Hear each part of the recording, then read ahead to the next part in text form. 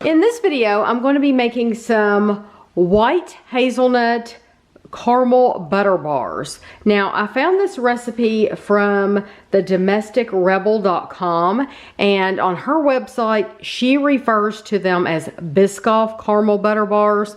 But what the deal is I bought these hazelnut spreads at World Market. They're the Pammy brand. I don't know how to pronounce that. And I didn't want them to go to waste after Kevin and I reviewed them. So I wanted to find a recipe that used hazelnut spread. So the Domestic Goddess uses Biscoff, but I'm using this brand. And I actually wanted to use more white chocolate than anything. Her recipe calls for a 14.1 ounce jar. These are only 12 ounces. So what I did was I used every single bit of the white that was left. So mine's primarily going to be white hazelnut. And then I topped it off. I put it on my scale and I topped it off with, it's only like 2 ounces of chocolate.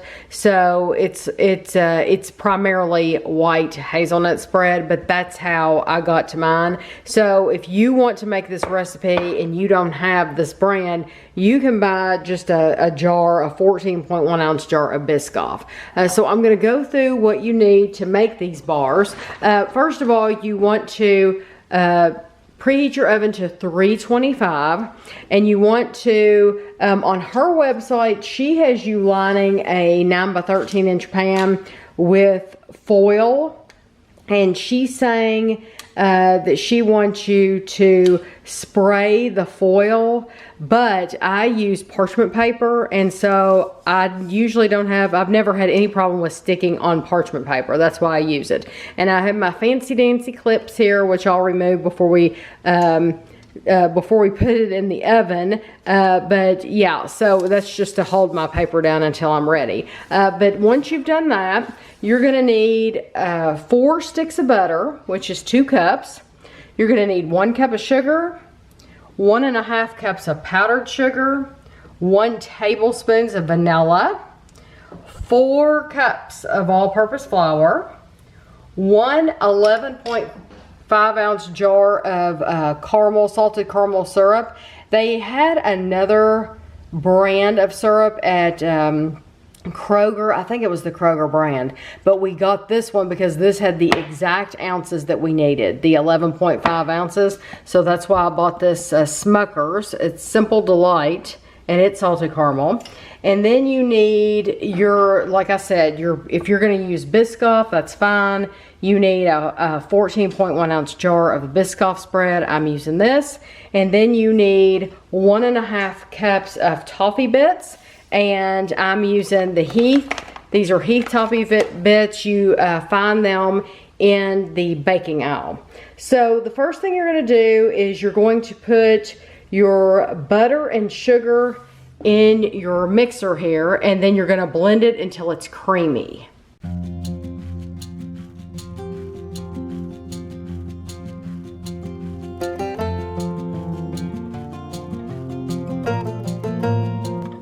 To beat in your flour, your powdered sugar and your vanilla, and I'm gonna do this powdered sugar just a little at a time. Actually, I'm gonna go ahead and add some right now, and then we'll do it a little at a time so that it won't fly out everywhere.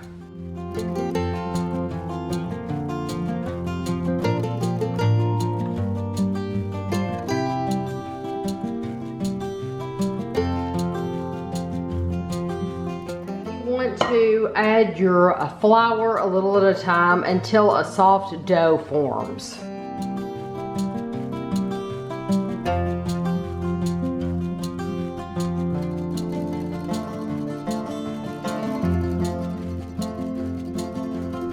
Tell you what, you definitely want the mixer for this because this is extremely thick. Very, very thick.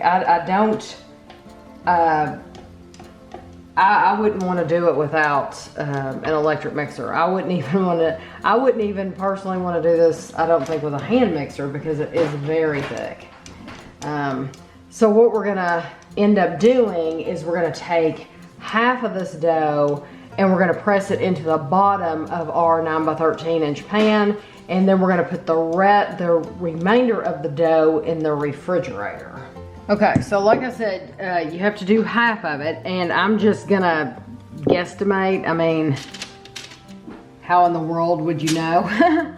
Weigh it, that's it. Oh yeah, I guess you could weigh it. I don't think it's that big of a deal. I'm thinking as long as we get it covered on the bottom, that it's no big deal at all. Let me get one more big spoon. Okay, well, we'll see. We'll work with that. Take my clips off. My fancy clips that I spent so much money on. I'm waiting for her to leave one of those on one day in the oven. That would be tragic. Now, you can see I'm using my fingers. This is so soft. It feels almost like Play-Doh is how it feels to me. It feels like Play-Doh, but it feels softer than Play-Doh, honestly. But it doesn't say how thick it's supposed to be. I guess if you use half of what's in there, then you'll get the right thickness. I'm gonna put a little bit more in here. Right here. Okay, and then we're gonna bake this at 325 for 15 minutes, and we'll be back. Okay, this has been in for 15 minutes. So now what you want to do is to make these more pourable, you want to heat them in the microwave for a couple of seconds. How many seconds did you heat them for? 20 for the biscuit, and 20 hazelnut. I did both for 20. Okay, so you want to take your caramel and you want to pour it over the top. You're going to use the entire jar.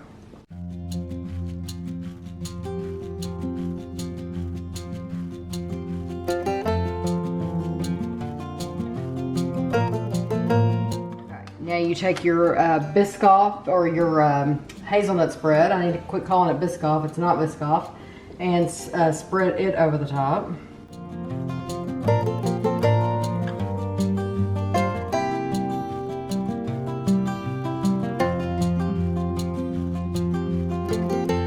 Now take the remaining dough, and you're going to flatten it out as best you can, and you're going to cover as much of the top as you can. So I'm just gonna take this in my fingers and flatten it out and just try to cover as much of that caramel as you can.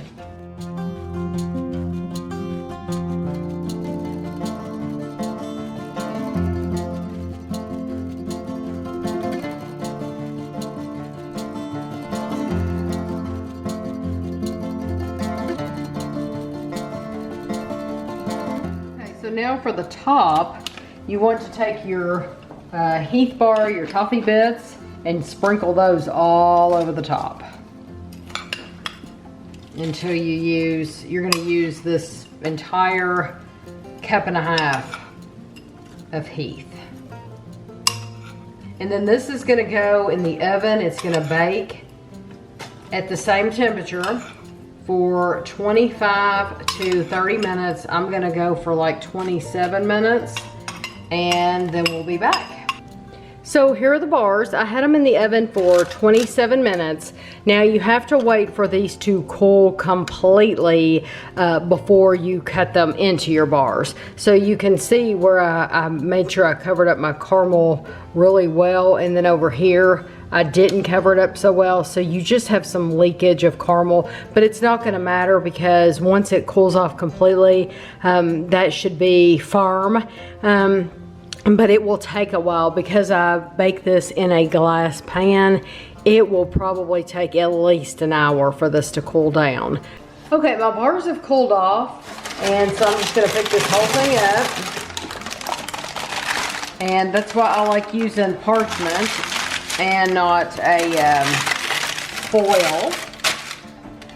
So aluminium. And the pan is clean. Now I got a pizza cutter out, and I also got a knife out. I told Kevin, I said, I don't know.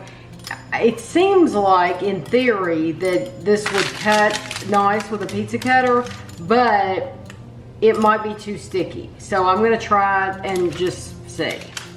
So you're supposed to cut it into bars.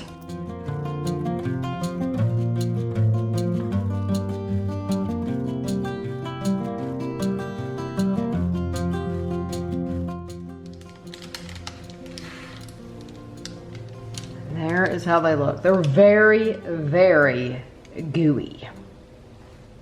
Okay, I'm excited to try these. As you saw, the pizza cutter worked really well. It was fine. I didn't need a knife at all. I did try some of that raw dough that I put in the bottom and then on the top, and it tastes like sugar cookie dough. That's what it tasted like, if you're curious.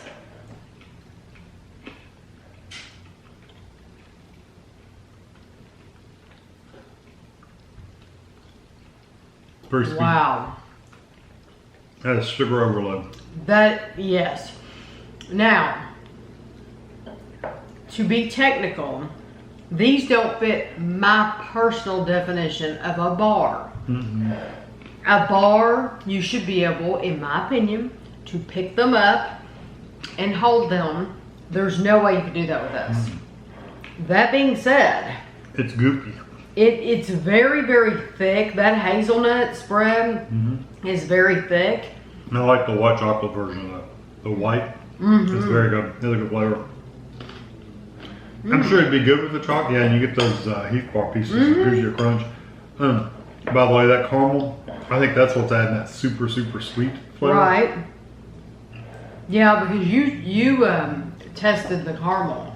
Just stuck my finger on in the lid. Yeah, it's really, really good. That's good. The cookie base or whatever the base is, and the top, it's grainy. It's got that grainy, like not quite baked cookie texture.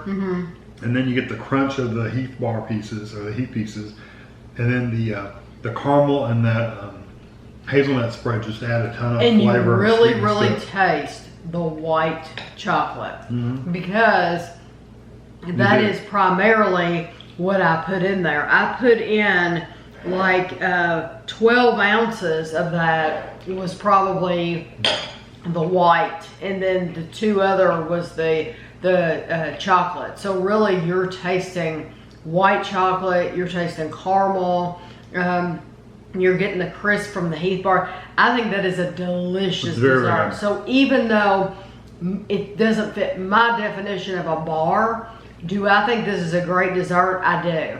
Now, I think it's more of a dessert than a bar. Absolutely. And you know what would be really good with this? What? Some vanilla ice cream. Oh, just a little, because it's a little warm still, and just a touch of ice cream over here, or even some Cool Whip, whipped cream of some kind. It doesn't need any. No, it doesn't need it. I'm just saying. Let me tell you, it's so just sweet. To add that creamy kind of texture and feel to it, that would just be really good. It is absolutely super rich. 5 out of 5. It is. Over the top sweet. That is absolutely, I don't know of anybody that would not like that. Unless you don't like all sweet. And yes, now some people don't want that sweet, but now we love it. We did the review of the palmy, I don't know how to pronounce it, but the spread. We bought it at World Market, so if you missed the review, we did review the white chocolate and the chocolate.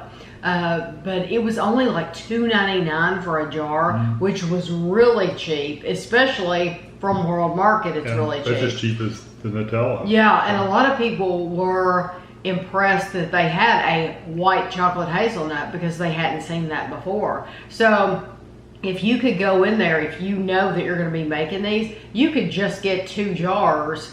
I think you could get away with 1 jar. Now that I've made the recipe, I think you could get away with just a jar and you wouldn't have to have 14 ounces. It was like almost a 12-ounce jar. I think you would be fine to do that. Because it's mixed with so much other stuff. Exactly. I don't think you're going to... extra ounce or 2 is not going to make a difference. So you could get away with using... From now on, I would know that, hey, I can use 1 jar and it would be fine. But I would totally do it in the white chocolate again because I think it's delicious. But if you didn't have the white chocolate and you had to get Nutella, then it'll still be really good. Oh, Nutella would be, yes, perfect. Absolutely perfect.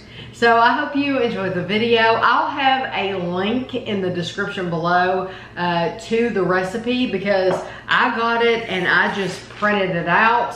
And it was really, really easy instructions to follow. So that'll be helpful to you. So thanks for watching.